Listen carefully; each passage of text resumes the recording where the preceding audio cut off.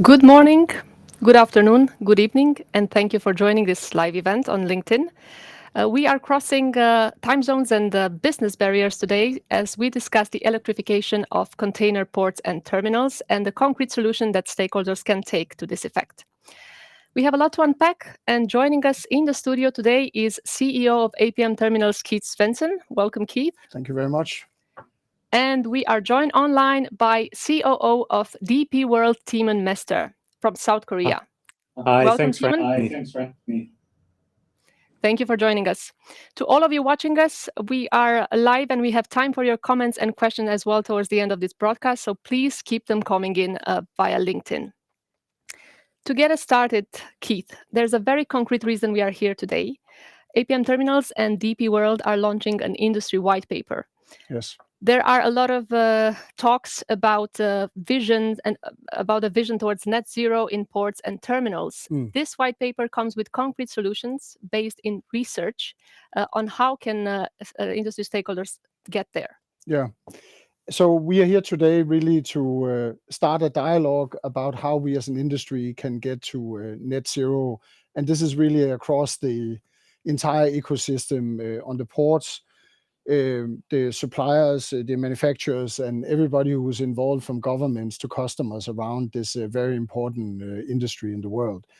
So we have engaged in this research on how to electrify container handling equipment, because this is a very important source of energy in the entire supply chain of the world. And we think there is a concrete, actionable steps we can take now to really make a meaningful impact on our journey towards net zero.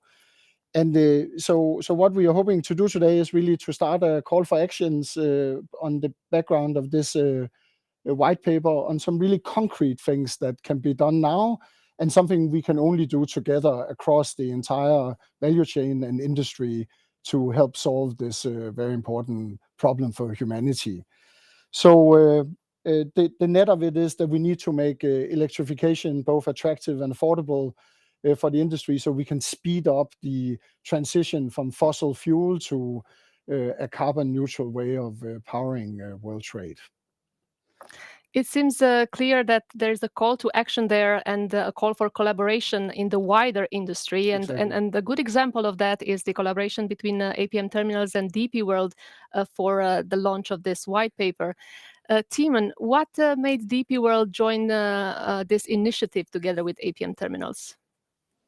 Yeah, just as APM Terminals, DP World is also on a journey to decarbonize our operations, simply because we want to and we need to.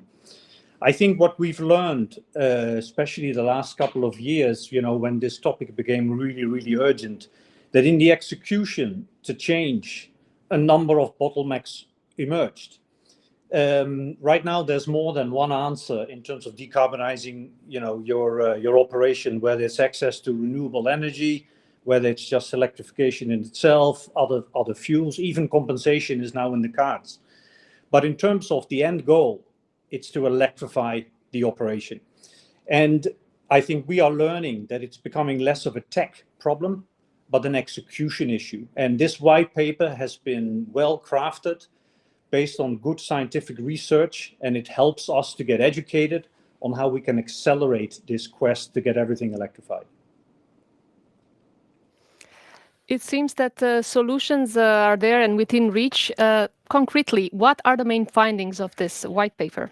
So the main findings, and let me just start with what is most important, that of the 1,000+ container terminals in the world, there is emission from diesel-powered equipment every year to the tune of 10 to 15 million tons of CO2. That is the equivalent of a country like Slovenia. So we are talking about really meaningful opportunities to reduce emissions. And one of the key findings of this white paper is really that we need to get to this technology tipping point where the electrification becomes attractive and affordable and available to actually speed up this transition. And I think the encouraging finding in the paper here is that if we work together across the industry and do this execution problem that the Tiemen is talking about, we could reach that as quickly as between 2 to 8 years, which is within the decade almost. And I think that really is both a motivating call for action, but also something very concrete we can do actually to get started now.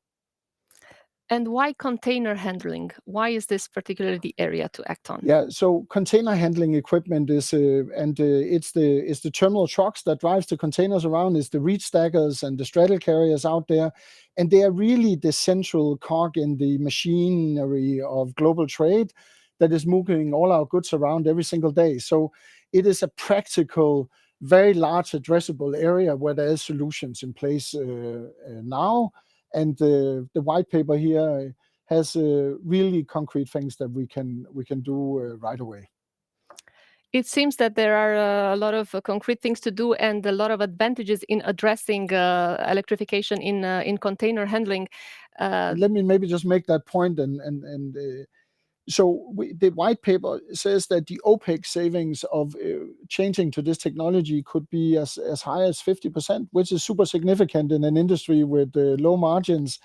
And there's also other benefits in it that for the people who work in the ports, there's less vibrations, there's less noise, and in the communities around the ports of the world, of course, there would be less emissions of particles because it's not coming from electrified equipment. There seem to be several advantages. Yes. What are the obstacles? What is preventing the industry from adopting at scale electrified container handling, Tiemen? I think the biggest obstacle, and those either in the know or dealing with it day to day, is the total cost of ownership. And that means it's a combination of factors. It's the purchase price, it's the biggest hurdle as we speak, and that simply has to do with a lack of scale and a lack of standardization. But you also tend to forget that if you switch over from an internal combustion engine to electrified engine, you'll have to adapt your infrastructure. So the infrastructure comes with cost. You'll have to do some training, etc., etc. And then you have byproducts of life with the battery, and that is you'll need charging time, etc., etc. So all these things add up to a disproportionate higher cost of ownership, and we need to turn this around. You can think about alternatives because we're also in the here and now. But the key word I want to use is also scale, because some people are, let's say, obsessed. What about hydrogen? And hydrogen cannot be dismissed. At least on paper, it looks as something viable if you can get the green hydrogen, that is. But it will only be available in the right quantities in a few places in the world. So you'll see some hydrogen solutions, but they will be an exception rather than the rule. But electrification, you can go on scale, and I think that is a key piece of this puzzle that we need to do. The last obstacles that we're dealing with here and now is actually the delivery time, because as we speak, people are placing their orders for turnkey solutions, equipment in batches, and the delivery times are very, very long. And typically, the behavior that you see. So, what do I do if I need to replace a machine? They go for the same machine, and we're not solving the problem. It may be a little bit more efficient, but we need to have this drive for electrification accelerated. Thank you. The call for action is clear. The solutions are within reach. Concretely, what can stakeholders in the industry do, from equipment manufacturers to port authorities to port operations, shipping lines? Yeah. Concrete solutions.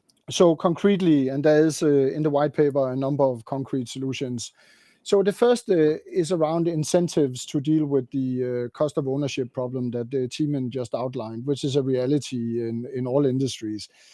And here we think that the port authorities, governments that owns the concessions of the ports of the world, they could make this requirements for operating new concessions around the world.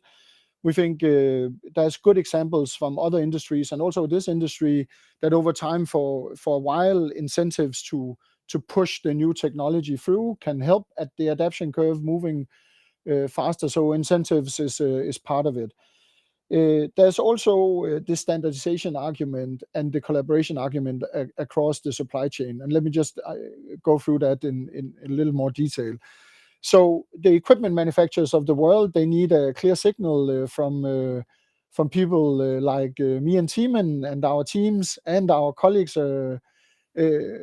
that what kind of technology are you going to buy from us in the future, so they can start to scale up their supply chains and their production capacity, so they're sure that this is going to be the technology that they should bet on.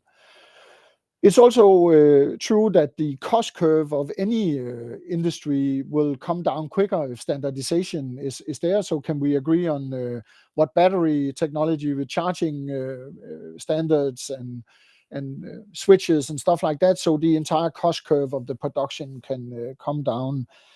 And then I think, and this is what at least I will do, is that we have to be very clear with the demand signal, what we're going to commit to.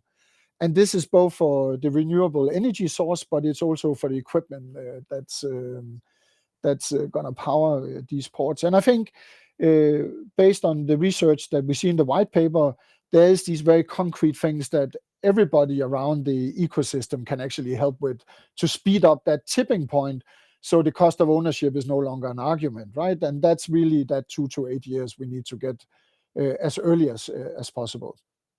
Reaching the tipping point. Reaching the tipping point. Tiemen, from your end, any other actions that are worth highlighting here? Well, Keith was spot on, and he covered in essence what it's all about. Maybe 2 lines of thoughts. Actually, this topic that Keith mentioned around awarding concession based on certain merits, and that this needs to come up in the concessions. We sometimes forget it's not only about the new concessions, but many concessions run out and they need to be prolonged, or and then decarbonization or electrification needs to be really part of it. And by coincidence, last week I joined an investment conference to say exactly this, because they're obsessed with price, and we get that, but we need some points awarded for the ability for operators to decarbonize their operations. I think my second comment is how can we better educate, make sure that the suppliers knows what's coming.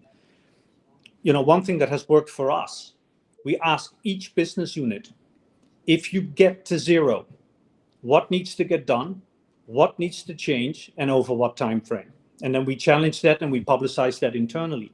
And so this roadmap to zero is something that I urge everybody in industry to think for this business unit, to challenge it, but to bring it out. I don't think it's necessarily a competitive issue. This is good intel to have that you can share with your suppliers.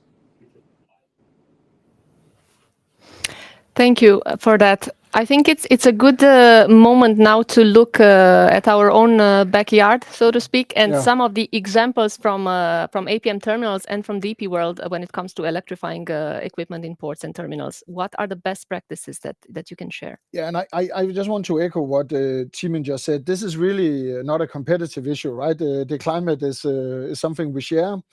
And it's really about how can we share this knowledge as quickly as possible so we can drive down the emissions. And this is the spirit of we sit here today. So if I go closer to home in APM terminals, our current plans is exactly along the lines of what Tiemen said. We have these roadmaps per terminal for how we get to net zero. And I would say the 3 main levers we have is how do we actually reduce the emissions with what we already have now. So whether it's the kilowatt hours or the diesel, so how can we become more efficient? This is I think an overlooked lever in all decarbonization talks across industries, that there's significant reduction we can do already today.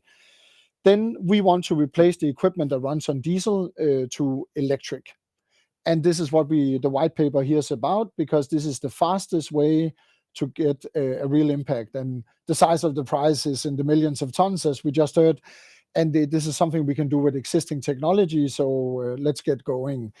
And then finally, how do we decarbonize the energy supply, right? It's not useful to have electrified equipment if all of it is coming from black power, so to speak, or coal-fired.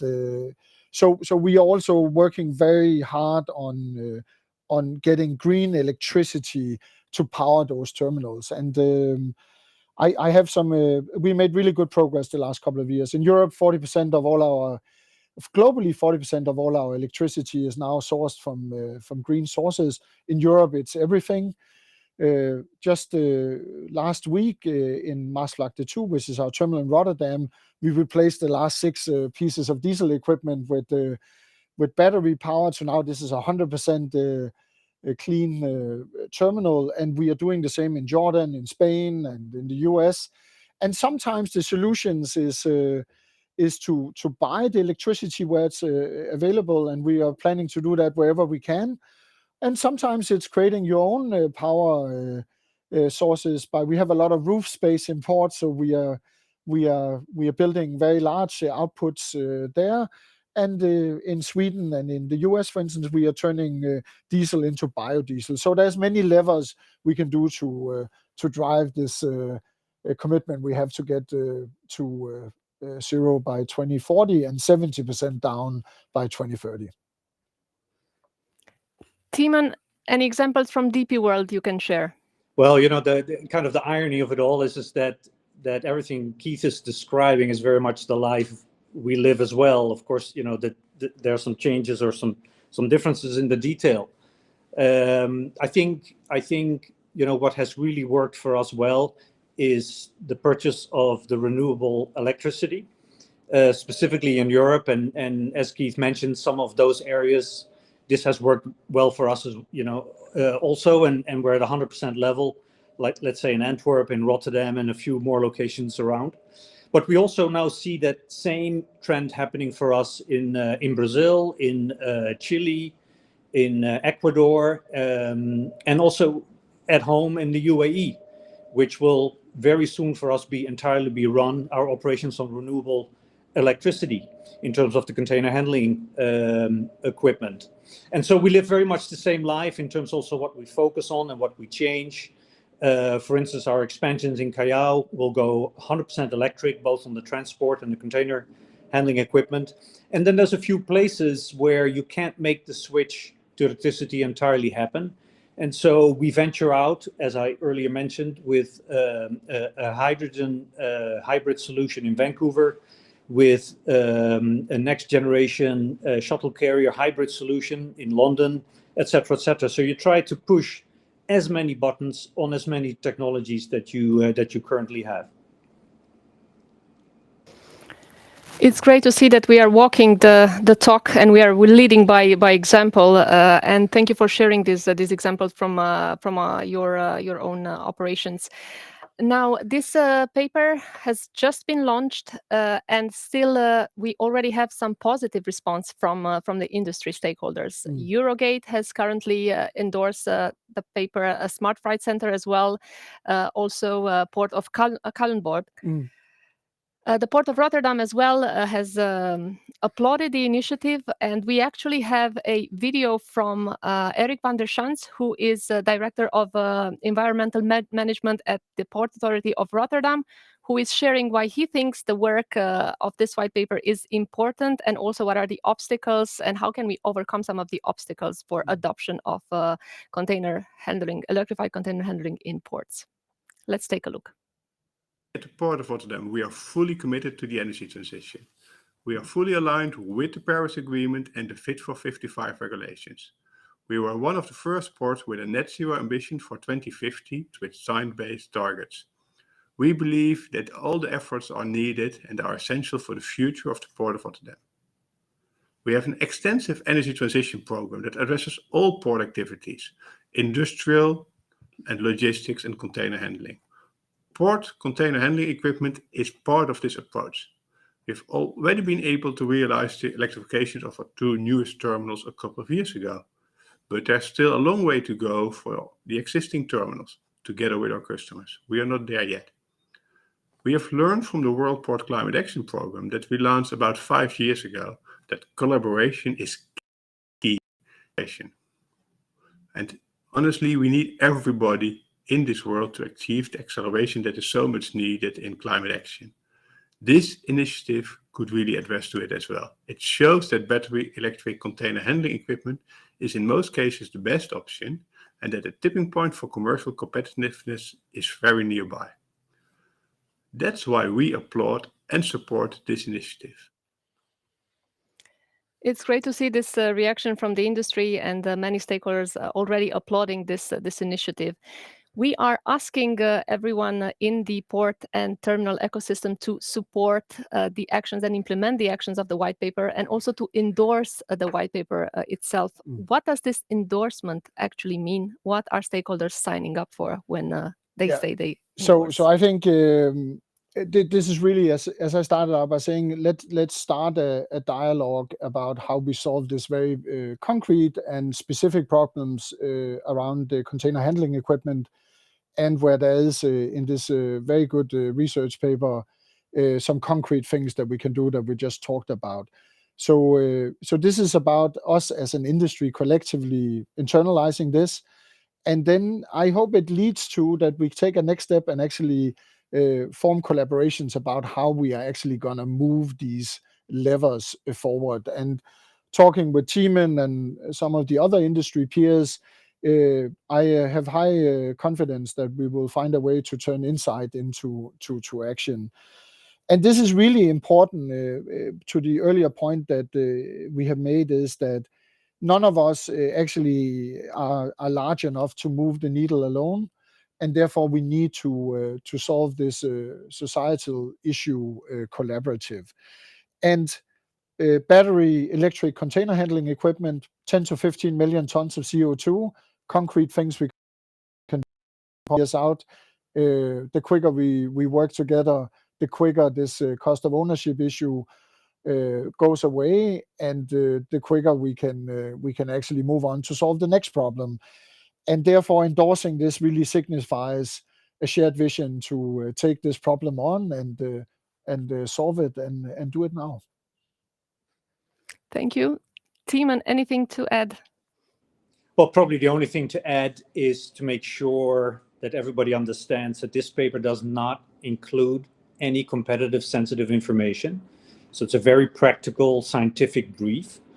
We even had, competition law counsels involved in reviewing it. So it's all safe and sound. And so we're looking for the endorsement. It doesn't mean any commitment. Thank you.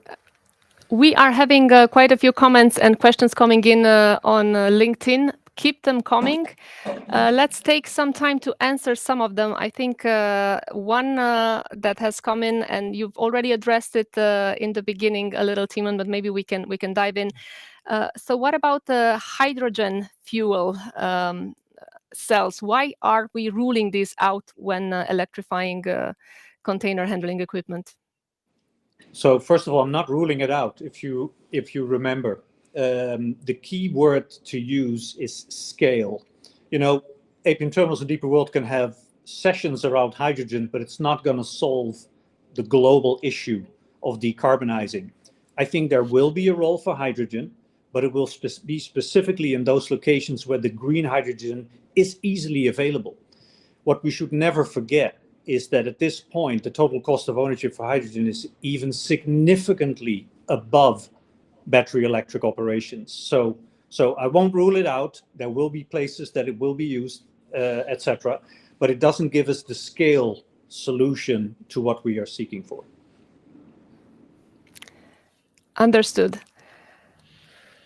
There's a question here whether we are actually turning the problem around to the suppliers with this discussion. If big companies would commit to buying early numbers, the suppliers can and will scale up. Is this what's is this the case? There was actually one of the suggestions in the white paper. So this is we're not pushing the problem to the suppliers. What the white paper is saying, and which is what I also agree with, by the way, is that for the suppliers to build the right equipment with the right technology at the right cost will require scale, and to do that we need to commit to what it is that we're going to buy, so our supply chain can actually start working on that problem. So I see it actually the opposite around, that this is a very positive way that if we agree on the standards, if we agree as an industry that the battery powered the container handling equipment is the next technology that will take us towards net zero, then it's a question of then turning that into concrete plans so the supplier base can scale up and actually solve the very real problem that Tiemen mentioned in the beginning, that today it can be difficult to actually buy it because there's not enough of it. I will continue to play a bit the devil's advocate on this with another question that we got. Is this but a drop in the ocean? Maybe we'll start with you, Tiemen. Container handling is not the biggest emitter in port operations. Why start here? I think if you kind of compartmentalize, what produces carbon in the ports business, then of course having a clean grid is the big one. And as you have heard from the many examples, this is fully ongoing. Plus, if the operators can't get it, we will somehow facilitate it, either through purchase agreements, something outside the port that can be created, or building solar panels and solutions within the port.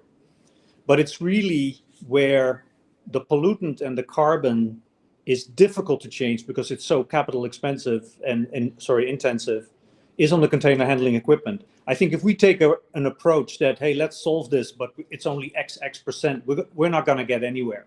In the worlds of ports and terminals, however, this has a massive contribution to the physical operations, and I'm sitting next to one as we speak. So we need to get this done. So I'm not too concerned about, whether it's 1, 2, 3, or 10%. It just needs to get done. And I would say what the white paper says is that it's the equivalent of a country's emissions. So let's there is this trap in this argument around CO2 that if we continue to only work on the big problem or a bigger problem, then we'll never get going. And I think as both Dubai World and APM Terminals have said, a few years ago, we didn't really do much of this. Now in my company, we have done 40% of our electricity from the grid is green. We have plans to do a lot more. And now there's another concrete step that we can take together that solves a problem with a really big impact. So this is going to be a lot of these steps to get our industry to net zero, and I think we should be focused on what we can actually solve now and then go for that. Exactly. It's something that can be done here and now, Yeah. and also something we can learn from in implementing further solutions and electrifying our operations in ports and terminals. You mentioned the grid, so I'm going to stay on that because we have a question around the grid and how are we dealing with that? Is that a showstopper in some parts of the world? There's a problem with the power and the electricity that we can get. Yeah, so I can share. I think Tiemen just addressed it as well, but in APM Terminals, there's like 70% of the electricity we need to power the ports we are involved in. There is, we can see solutions today where we commit to long-term power agreements for clean electricity. We have 40% of our energy there. We'll take that to 70. We have very clear line of sight how to do this. Then there is countries in the world where we operate where the grid is simply not available at this point in time. I have a lot of optimism about how quickly this has changed the last couple of years, and both in renewables and new technologies coming online. So within the time frame we are looking here, I think we will see new solutions also coming to the places of the world where the grid is not yet able to provide this level of baseload to the ports. But there's a lot we can do before that's our number one limiting factor. So in Europe, it's 100% clean electricity we're buying now. As an example, 2 years ago it was very little. So we'll continue to do that, and then we will have to solve the issues in the countries that doesn't have that yet as we get to it. Maybe with clean fuels going into engines like we're seeing in some of the ships at the moment, or there's a number of alternative opportunities to provide that electricity. Thank you. We have a question that has been with us since we advertised this event on LinkedIn, and that is about shore power. How do you see this technology? I'm going to start with you, Tiemen. How do you see this technology playing a role in achieving net zero? Well, ultimately, on whatever side of the fence you are on this, shore power will be an essential part of the solution. I think right now what you see is that there is quite some variations in terms of shore power availability, the standardization that comes with it in terms of connecting it to the ships. And then you also see a lot of, let's say, confusion in role definition, whether it's the authorities or port authority or the regulator. Is it part of your concession? Yes, no. And so each terminal has kind of its own unique challenge in realizing shore power. And then lastly, it's not inexpensive to build it. And so, what we can influence is that in all the locations we push the envelope. We either facilitate it, and we have done so as one example in Vancouver, so whether all the ships can handle it, yes or no. And in some cases, we push the regulators or the port authorities or those that need to provide the basic infrastructure for it. But the bottom line is, net as all the other pieces of the puzzle, it is an essential part that we need to realize as we go. Clear, thank you. One more question on the topic of pollution, actually, and reducing emissions. Are you also looking for higher productivity to reduce port times as vessel polluting with a lot of carbon per hour? Yeah, I think this is back to this, what can we do already today? And if you think about the ships of the world, these are really engines inside these ships that is the biggest diesel engines in the world. And the quicker, you could say, the quicker they switch off those engines, the less they pollute. The more times the ships spend at sea, the slower they can go, and thereby they can burn less fuel. So I think there's a role for port productivity in helping reducing the consumption today, and this is something I think all of us are talking with our shipping line customers about. And then I would also say, inside the terminals, any efficiency we can create in how we produce our product to our customers. Actually, the real focus is how can we use less energy to provide the product to our customers. And this is something we should do and are doing already today, while we are waiting for these more sustainable impacts to hit the terminals. We have about a few minutes left. We have time for a couple more questions. And one is actually a comment around the collaboration that we want to see in the industry. Operators need to collaborate not only with suppliers of equipment, but joint ventures in the industry are needed. Integration of solar, gas, and green power. Can you comment? Yeah, so I hope the next step, specifically on the white paper here on container handling equipment that needs to be battery driven and electrified, is that we get the endorsements for our industry peers, and then within competition law, as Tiemen already outlined, which is a given, we will then form the right structures to actually take this agenda forward in a way that we start solving these problems, looking at the levers that the white paper has pointed out, also learning from other industries that has done the same. And then we start to getting concrete about how we do it, and whether the solution set will end up with a need for joint ventures, or whether it's more long-term commitments to buy a certain piece of equipment, or I think this will come as the dialogues unfold. This is a problem that is practical, it can be solved, and the important thing is to commit to solving it and get together, and then we'll find the specific levers to actually get it done. Tiemen, any comments on your end? Yeah. Yes, please go ahead. I think what I can add is, or at least ask for those who joined us today, download the paper, study it, go through it in quite some detail. Share your comments, etc. And what we are going to commit to as this cooperation unfolds is that also the outcomes that we get from this, we will share in the public space, to all the extents that we can.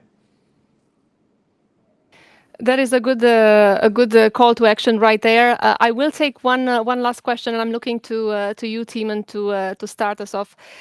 Is there any plan to create a formal or wider industry forum for discussing this solution, involving more terminal operators, more stakeholders in this discussion?